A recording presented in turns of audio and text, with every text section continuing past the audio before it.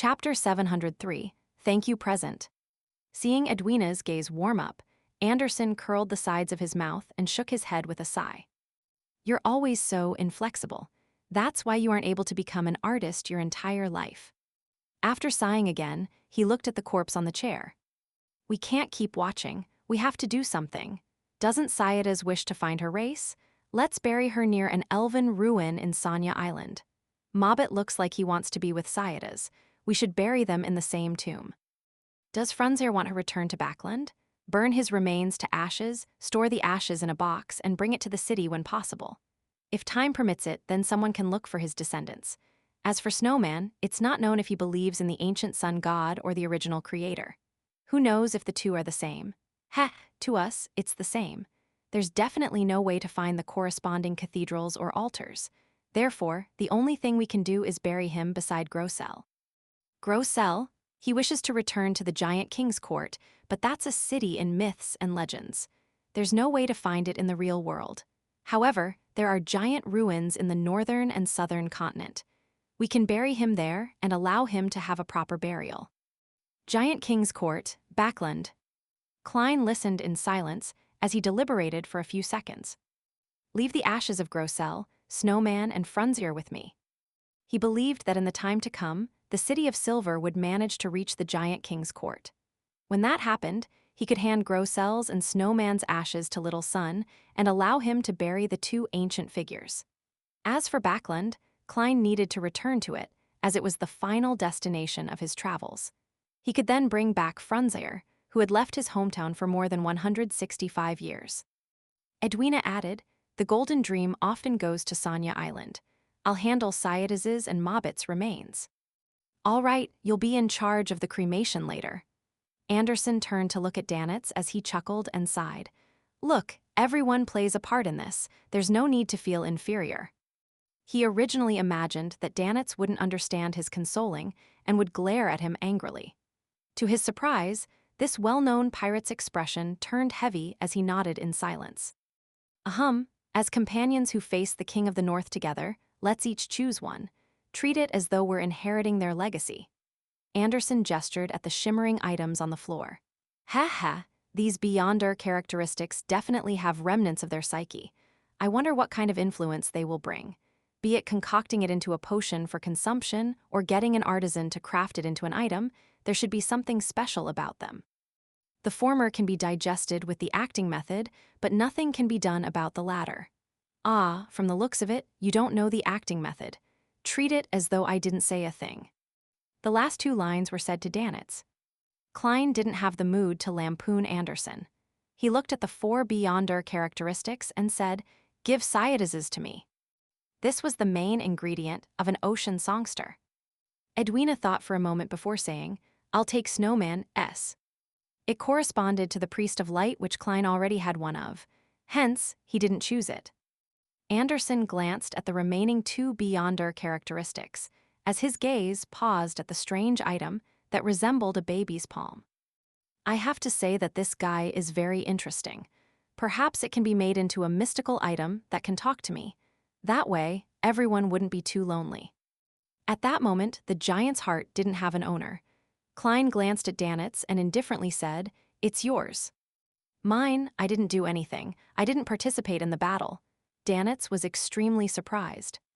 Klein said simply, you scouted and took on a risk. To Klein, this was a form of compensation. This was because Danitz had chanted the fool's honorific name and knew Jayaman Sparrow's secret. Therefore, he had to force the faith of the fool on him. Otherwise, it would only leave latent risks. Although this was a risk which Danitz was willing to take, Klein still wished to compensate him. Of course, he hoped that Danitz would view it as a bestowment from the fool. And regardless of exchanging Grosel's Beyonder characteristic for money, using it to purchase the corresponding formula and ingredients, or making it into a defensive mystical item, all of them would be very useful for Danitz. Take it, Edwina said as she looked at Danitz. All right, Danitz nodded after a few seconds of silence. After distributing them, Klein took a few steps forward and bent his back to pick up Sayada's Beyonder characteristic. Looking at the azure blue seawater sloshing inside the translucent membrane, he could vaguely hear the elf's beautiful singing. Just as he stood up, he saw Danitz nodding as though he was responding to a question. However, no one had spoken. Klein's gaze swept past Edwina's expressionless face, and suspected if this mysticism magister was communicating with Danitz in a way others couldn't hear. Seeing Danitz give an affirmative answer, Edwina reached out to pick up Grossel's travels from the desk and closed it. She then handed it to Klein. "This is a token of my gratitude. Without me, all of you would have defeated the Frost Dragon." Klein didn't reach out his hand as he looked at the book comprised of yellowish-brown goatskin. "No, we definitely would have died. We had no way to defend against the King of the North's final frenzy. Besides, you were taking a huge risk entering the book." Edwina was like a teacher, explaining to him the reasons in a serious manner. "My only request is that you will tell me the answers if you figure out its origins and principles." Klein was very curious about the secrets hidden in Grossel's travels. He couldn't reject the offer as he reached out to take the magical book. "Okay." At this moment, the importance of the Giant King's Court became more obvious. He even thought of buying the black iron key belonging to the giants and was worth £5,000 while he was at it. However, he didn't immediately make the request to prevent Edwina from thinking that he was trying to fleece her.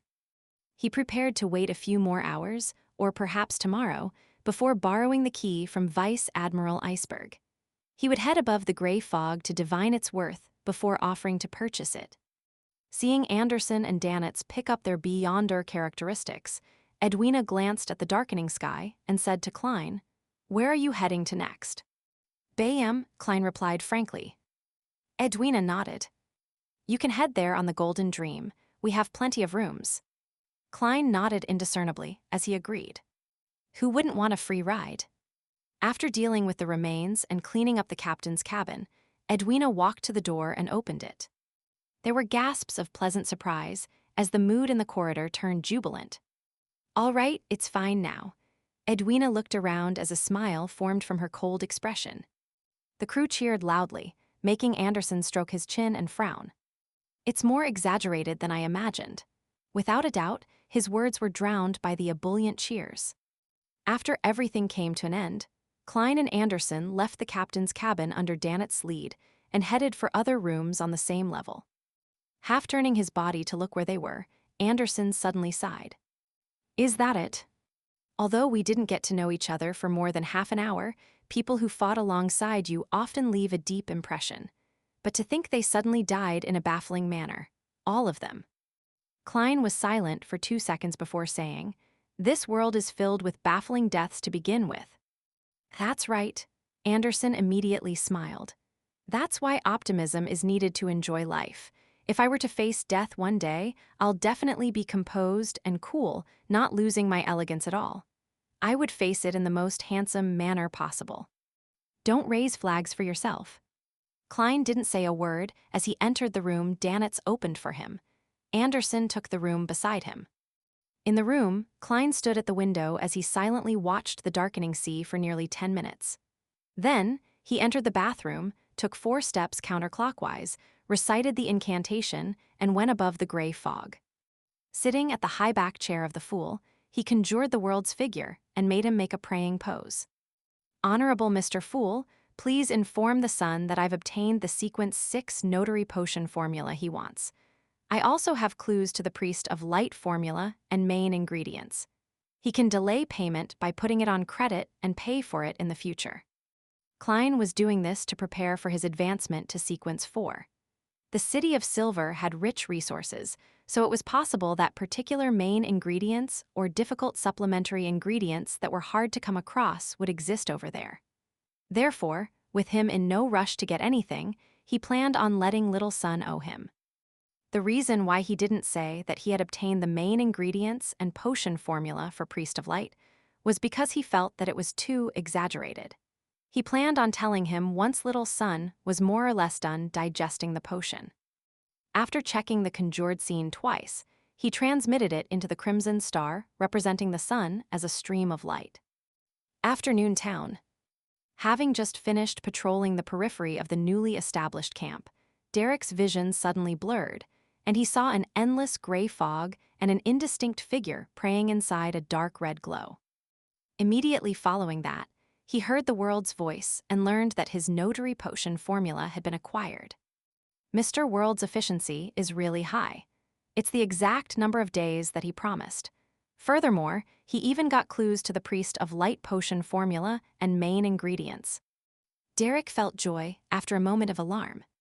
He couldn't help but admire the world, wishing that he would possess similar strength and styles in the future. Above the gray fog, the world made another prayer after Mr. Fool confirmed that there weren't any problems with the Ocean Songster potion formula. Honorable Mr. Fool, please inform Mr. Hanged Man that I've already obtained the Ocean Songster's potion formula and the corresponding main ingredient. I'll give it to him during the next tarot gathering. Please get him to consider what he would like to provide in exchange.